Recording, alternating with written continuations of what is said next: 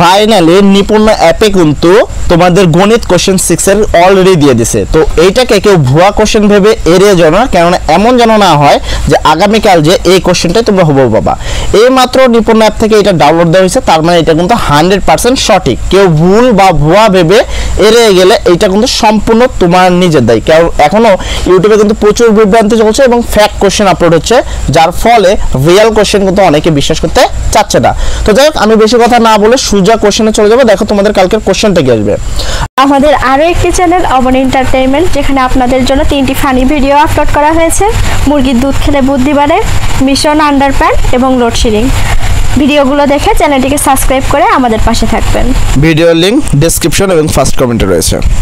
আর ষান্মাসিক মূল্যায়নে যেই কোশ্চেনটা আছে তোমাদের ষষ্ঠ শ্রেণীর শিক্ষার্থীদের জন্য যে দিক নির্দেশনা, দেখো তোমাদের প্রকল্পের নাম হবে আমাদের স্কুল কত সবুজ, ঠিক আছে। তো এখানে তোমাদের যদি দেখো পৃথিবীর বিভিন্ন দেশে সবুজ স্কুল নামে একটি আইডিয়া বর্তমান খুব জনপ্রিয় হয়ে উঠেছে। সবুজ স্কুল ধারণাটি হলো যে স্কুলে যত বেশি গাছ এবং রিসোর্স রিসাইকেল করার ব্যবস্থা আছে, ওই স্কুলের পরিবেশ তত বেশি স্বাস্থ্যকর, পরিচ্ছন্ন ও সবুজ।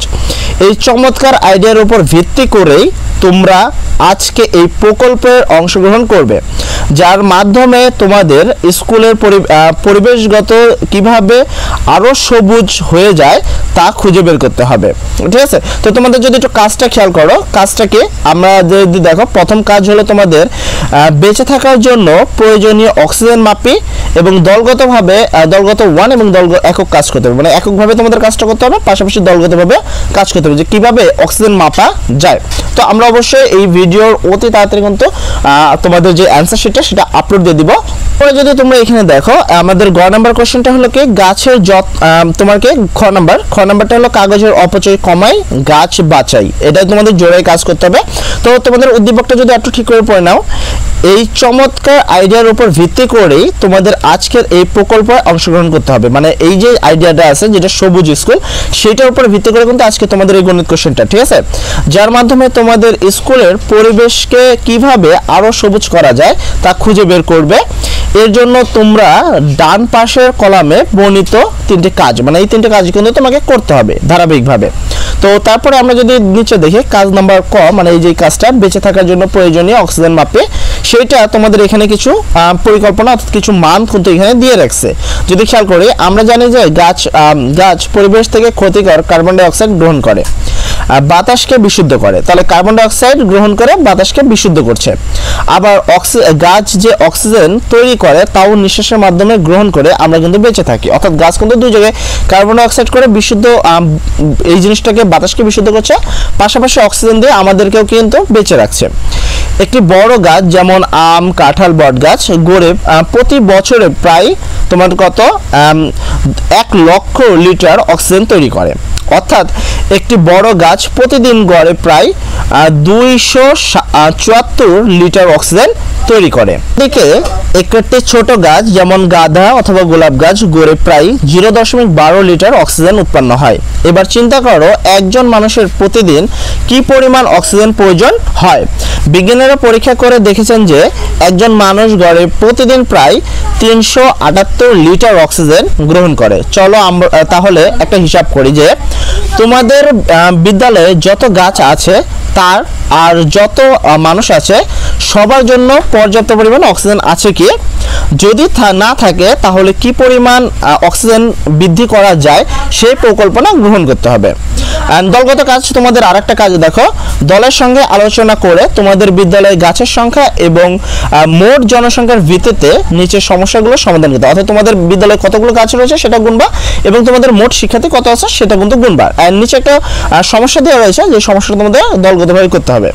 দলে আলোচনা এবং হিসাব করে সমাধান করবে এবং প্রত্যেকে নিচের খাতায় লিখতে হবে তোমাদের। পয়েন্ট 1 যদি তোমরা প্রথম কাজটা খেয়াল করো, বিদ্যালয়ে প্রসঙ্গনে এবং আশেপাশে বড় গাছ সংখ্যা আনুমানিক কত হতে পারে তা দলের সাথে আলোচনা করো। মানে তোমাদের আশেপাশে কতগুলো বিদ্যালয় রয়েছে এন্ড আনুমানিক একটা সংখ্যা তোমরা এখানে লিখে দিবা তোমার মন মতো। সাপোজ ধরো 16টি অথবা 18টি এরকম একটা সংখ্যা লিখে দিবা। এন্ড 1.2 যেটা ষষ্ঠ শ্রেণীতে তোমরা যে শাখায় আছো সেখানে মোট শিক্ষার্থী, বিদ্যালয়ের সকল শিক্ষক এবং কর্মচারী মিলে কতজন জনসংখ্যা রয়েছে। একটা আমি যদি বলি, তোমাদের ষষ্ঠ শ্রেণীর বিদ্যালয়ে মোটামুটি 100 কি 200 জন থাকে, অ্যান্ড বিদ্যালয়ের শিক্ষক থাকে তোমাদের অ্যাভারেজ 16 জন, অ্যান্ড কর্মচারী থাকে 4 জন। তো সব কিছু মিলে তোমাদের 4 16 20, আর তোমার এখানে ধরো 100, তাহলে 120 কি 220 জন তোমাদের ষষ্ঠ শ্রেণীর টোটাল জন। অ্যান্ড তারপর যদি তোমরা দেখো 1.2 বিদ্যালয়ের প্রসঙ্গে বা আশেপাশে আনুমানিক যে সংখ্যক বড় গাছ রয়েছে তা গড়ে প্রতিদিন কি পরিমাণ অক্সিজেন উৎপন্ন করে। আনুমানিক তোমাদের আশেপাশে যে গাছগুলো রয়েছে সেখানে তোমাদের 16টি বা 12টি গাছ বড় হতে পারে, অথবা এর চেয়ে কম হতে পারে। তারপরে যদি আমরা দেখি 1.4 ষষ্ঠ শ্রেণীতে তোমার শাখায় মোট যে জনসংখ্যা রয়েছে, যেমন শিক্ষক, শিক্ষার্থী এবং কর্মচারী রয়েছে, তাদের প্রতিদিন গড়ে কি পরিমাণ অক্সিজেন লাগে, যেটা আমরা একটু পরে এটার উত্তর কিন্তু তোমাদের আপলোড দিয়ে দিব, এখানে একবার অঙ্ক সহ ফুলফিল করে দিব। 1.5 যদি খেয়াল করো তোমাদের যে কোশ্চেনটা, তোমাদের শাখার সকলের জন্য যেমন শিক্ষক, শিক্ষার্থী, কর্মচারী গড়ে প্রতিদিন যে পরিমাণ অক্সিজেন প্রয়োজন হয়, ঠিক সেই পরিমাণ অক্সিজেন বিদ্যালয়ের গাছগুলো উৎপন্ন করছে কি? অর্থাৎ তোমাদের বেঁচে থাকার জন্য যে পরিমাণ অক্সিজেন দরকার, আসলে গাছগুলো কি আসলে তা করছে কিনা। দলের সকলে মিলে আলোচনা করে সিদ্ধান্ত, প্রয়োজনীয় সকল বড় গাছ তোমাদের বিদ্যালয়ে রয়েছে কি, গাছ না থাকলে কি করা উচিত সেই প্রসঙ্গে তোমাদেরকে লিখতে হবে। তারপরে দেখো এখানে আরেকটা কিন্তু একক কাজ রয়েছে। একক কাজ নাম্বার 1, আমার পরিবারের জন্য অক্সিজেন হিসাব করি। অর্থাৎ তোমার যে পরিবার রয়েছে তার জন্য, অর্থাৎ তোমাদের পরিবারে কয়জন রয়েছে অ্যান্ড প্রতিজনের জন্য কয়জন, এখানে উপরোক্ত হিসাব থেকে কিন্তু আমরা পেয়ে যাবো যে উপরোক্ত হিসাব থেকে একজনের প্রতি কতজন তোমার দরকার। যেমন এখানে কিন্তু বলা হয়েছে একজনের প্রতি 374 লিটার তোমার প্রয়োজন, তাহলে সেই অনুসারে তোমার যদি 10 জন হয় তাহলে তোমার 3740 লিটার প্রয়োজন। তো আমরা এটা অবশ্যই কিছুক্ষণের মধ্যে অ্যান্সার করে দিব। তোমার পরিবারের সকল সদস্যদের গড়ে তোমার প্রতিদিন কি পরিমাণ অক্সিজেন লাগে সেটা হিসাব করতে হবে। অবশ্যই আমরা হিসাব করে অল্প সময়ের মধ্যে আপলোড করে দিব। তারপরে যদি এখানে দেখো গড়ে একজন মানুষের যে পরিমাণ অক্সিজেন লাগে এবং গড়ে তোমার পরিবারের সদস্যদের যে পরিমাণ অক্সিজেন প্রয়োজন হয় তার অনুপাত বের করতে হবে। হ্যাঁ, এটা খুবই সিম্পল। প্রথমে তোমার এই অক্সিজেনটার গড়ে একজন মানুষের যেমন 374 দরকার, আর তোমার গড়ে যে পরিমাণ দরকার সেটাকে ভাগ করলে কিন্তু অনুপাতটা তোমরা পেয়ে যাবা। আর 3 নম্বরে তুমি যে অনুপাত লিখেছো তা একটি সমতুল্য অনুপাতে পরিণত করতে হবে। সমতুল্য করার জন্য খুবই সহজ, যে আড়াআড়ি গুণ করে দেখতে হবে যে দুইটা আড়াআড়ি গুণের ফল কিন্তু একই হয় কিনা। আর যদি তুমি 4 নম্বরে খেয়াল করো, তোমার পরিবারের সকল সদস্যদের একদিনের অক্সিজেন সরবরাহের জন্য কয়টি গাছ লাগবে। অর্থাৎ তোমার পরিবারে যদি 4 জন লোক থাকে তার জন্য কয়টা গাছ লাগবে সেটা হিসাব করতে হবে। অতি অল্পের মধ্যে এটা আপলোড করে দেবো। 5 নম্বরে তোমার পরিবারে অক্সিজেনের জন্য যতটা গাছ দরকার তা আছে কি, তোমাদের দরকারের চেয়ে বেশি বা কম গাছের আর সংখ্যক যথাক্রমে ধনাত্মক কিংবা ঋণাত্মক সংখ্যার মাধ্যমে তোমাদেরকে এটা দেখাতে হবে। 6 নম্বরে যদি খেয়াল করো 5 নংয়ে যে সংখ্যাটি পেয়েছো, অর্থাৎ এখানে তোমরা যেই সংখ্যাটি পেয়েছো তার একটি যৌগিক বিপরীত সংখ্যা লিখতে হবে। তো তোমরা যদি এখানে প্লাস সংখ্যা পাও তাহলে এখানে তোমাকে মাইনাস সংখ্যাটা লিখতে হবে। আর তুমি 7 নম্বরে খেয়াল করো, তোমার পরিবারের জন্য যে কয়টি গাছ কম বা বেশি আছে তা সংখ্যা রেখা ব্যবহার করে দেখতে হবে। তো একটা সংখ্যা রেখা আলোচনা করতে হবে, যেটা আমরা অতি অল্প সময়ের মধ্যে দেখা দেব। তারপর যদি তোমরা কাজ নাম্বার খতে দেখো, জোড়াই কাজ, কাগজের অপচয় কমাই এবং গাছ বাঁচাই।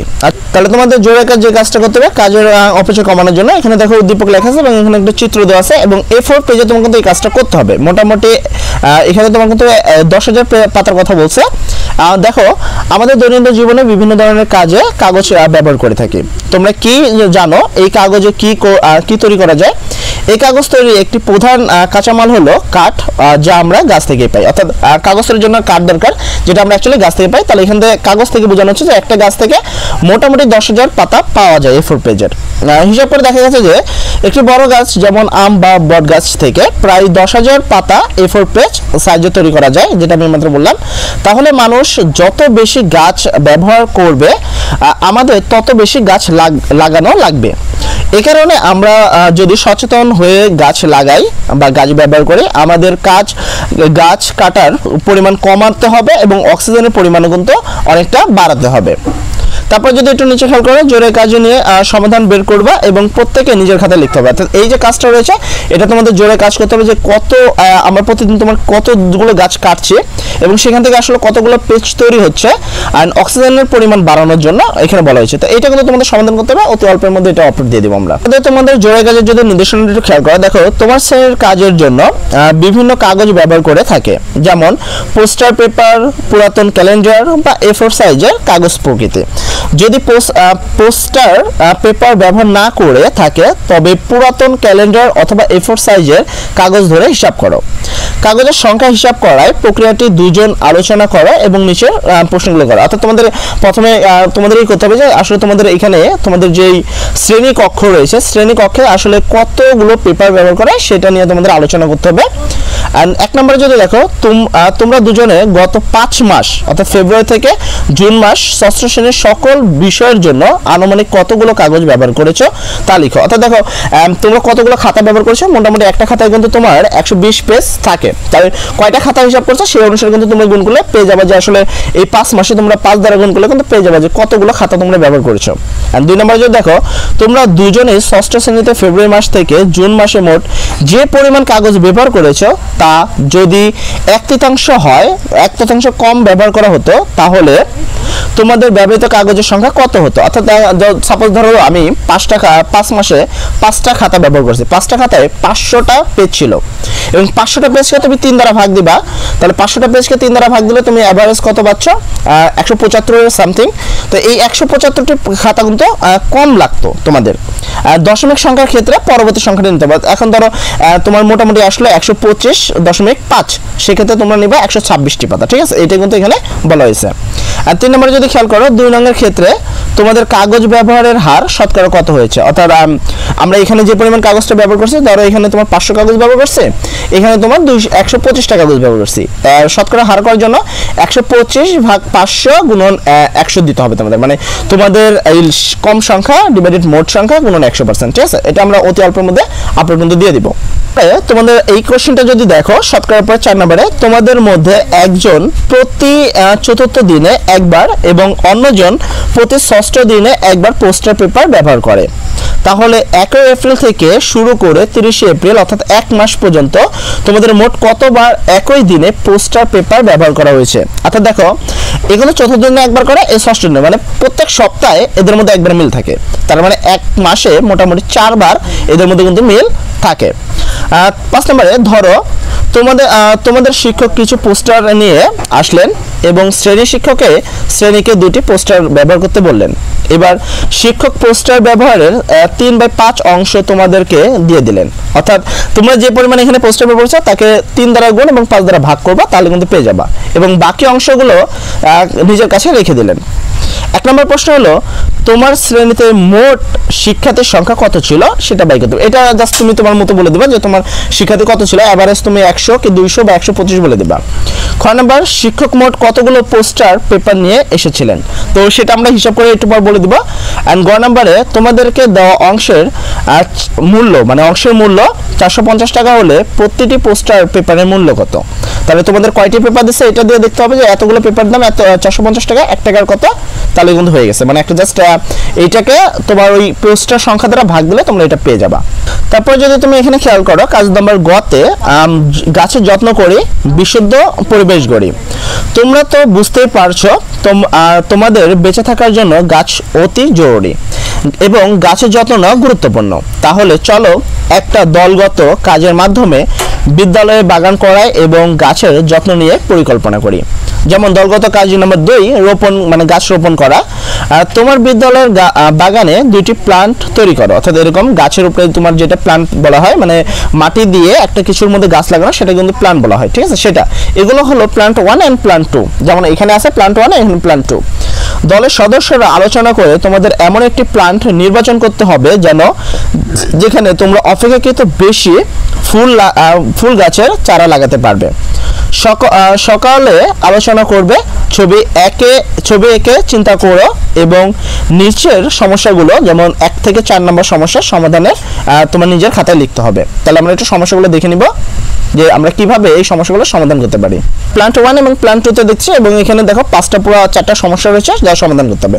প্লান্ট 1 তে আয়তকৃত দৈর্ঘ্য বরাবর 16টি এবং প্রস্থ বরাবর কত 17টি চারা রোপণ করা যায়। আশেপাশে দুইটি চারের মধ্যে এত মিটার দূরত্ব রয়েছে। তারপরে 2 নম্বর হলো বর্গাকৃতি, মানে একটা আয়তকার একটা বর্গাকার। এটা নিয়ে আমরা ইজি করব। বর্গাকৃতি দৈর্ঘ্য এবং প্রস্থ উভয়ের মধ্যে 16টি গাছ রয়েছে। চারা রোপণে করা যায় আশেপাশে 2টি চারার মধ্যে 1 মিটার। এবার প্রথম প্রশ্ন হলো প্লান্ট 1 এবং প্লান্ট 2 এর ক্ষেত্রফল নির্ণয় করো।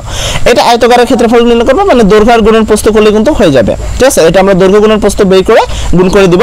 তারপরে 2 নম্বর প্রশ্ন প্লান্ট 1 এবং প্লান্ট 2 এর কয়টা গাছের চারা রোপণ করা যাবে, তাহলে এই দুটোর মধ্যে কতগুলো গাছ রোপণ করা যাবে, এটা একটা শর্ট ম্যাথ করার মাধ্যমে করতে হবে। 3 নম্বর হলো আশেপাশে 2টি চারার মধ্যে যদি দূরত্ব 1/2 মিটার করা হয়, মানে আগে ছিল 1 মিটার এবং দূরত্ব করা হলো 1/2 মিটার করা হলে সেক্ষেত্রে প্লান্ট 1 এবং প্লান্ট 2 তে কয়টি গাছ রোপণ করা যাবে। এই সেমই এখানে যে ক্ষেত্রফলটা পাবা সেখানে এখানে জাস্ট তার অর্ধেক করে দিলে হবে, দেন ওইভাবে বাই করতে হবে। 3 কি 4 লাইন অঙ্ক হবে। 4 নম্বর হলো তোমাদের দলের জন্য কোন প্ল্যানটি নির্বাচন করবে তোমার সিদ্ধান্ত গ্রহণ পক্ষে যুক্তি দাও, মানে যেটাতে ম্যাক্সিমাম কথা যেখানে তোমাদের গাছ বেশি লাগবে সেখানে নিবা, কেননা সেখানে অক্সিজেনের পরিমাণটা তোমরা বেশি পাবা। তো যেখানে তোমাদের বেশি গাছ লাগানো যাবে সেই জায়গাটা নয় আমি মনে করি শ্রেয়।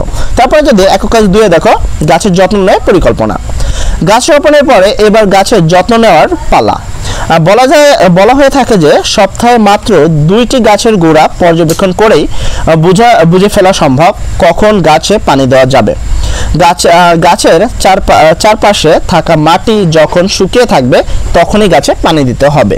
1 নম্বরে যদি তুমি খেয়াল করো এখানে তোমাদের করতে হবে, ধরো ষষ্ঠ শ্রেণীতে তোমাদের শাখায় যত সংখ্যক শিক্ষার্থী আছে তোমাদের বিদ্যালয়ে বাগানে তার দ্বিগুণ পরিমাণ গাছ রয়েছে। ধরো তোমার বিদ্যালয়ে যদি 100 জন থাকে তাহলে তোমাদের গাছের সংখ্যা হবে 200 জন। এখানে যদি 125 জন থাকে এখানে 250 জন, জাস্ট দ্বিগুণ বলছে। আগামী 1 মাসে এই সকল গাছের যত্ন নেওয়ার দায়িত্ব তোমার শাখার সকল শিক্ষার্থীদের, অর্থাৎ তোমাদের 200 গাছ অথবা 300 গাছের কিন্তু যত্ন নেওয়ার জন্য তোমাদের সকল শিক্ষার্থী আছে। প্রতিটি গাছে সপ্তাহে 2 দিন যত্ন করবে, তাহলে প্রত্যেক শিক্ষার্থী 1 মাসে কতবার অর্থাৎ প্রতিবার কয়টা গাছের যত্ন নেবে।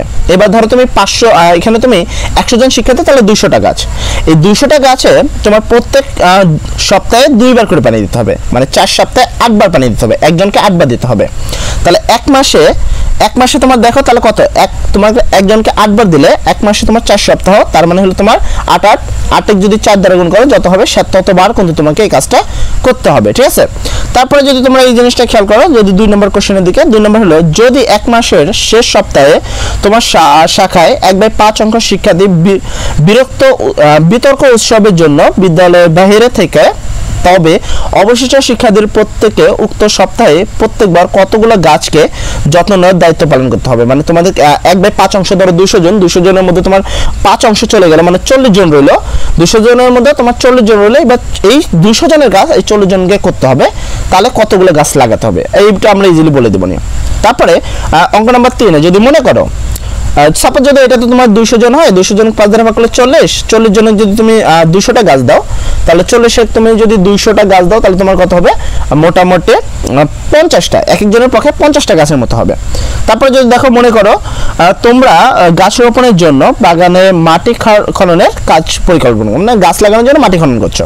এই কাজে 6 জন শিক্ষার্থী মোটামুটি 28 দিন সম্পন্ন করতে হয়।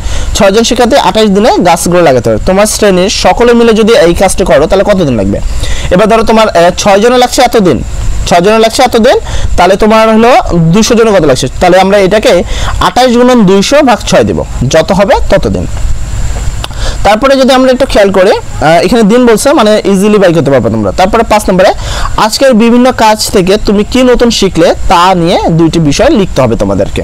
তো এই ছিল আজকের কোশ্চেন তোমাদের ষষ্ঠ শ্রেণীর, এবং অতি অল্প সময়ের মধ্যে আমরা কিন্তু তোমাদের এই চ্যানেলে তোমাদের এই কোশ্চেনটার সমাধান নিয়ে চলে আসবো। তো যারা এখন পর্যন্ত আমাদের চ্যানেল সাবস্ক্রাইব করে নাও, সাবস্ক্রাইব করে রাখো, কারণ অতি অল্পের মধ্যে সর্বপ্রথম কিন্তু আমরাই তোমাদেরকে এটা কি তোমাদের সমস্যার সমাধান দিব। তো সবাই ভালো থাকবে, এবং আমাদের অপর একটি চ্যানেল আছে তোমরা চাইলে সেই চ্যানেলটা সাবস্ক্রাইব রাখতে পারো। তো সবাই ভালো থাকবে, আসসালামু আলাইকুম।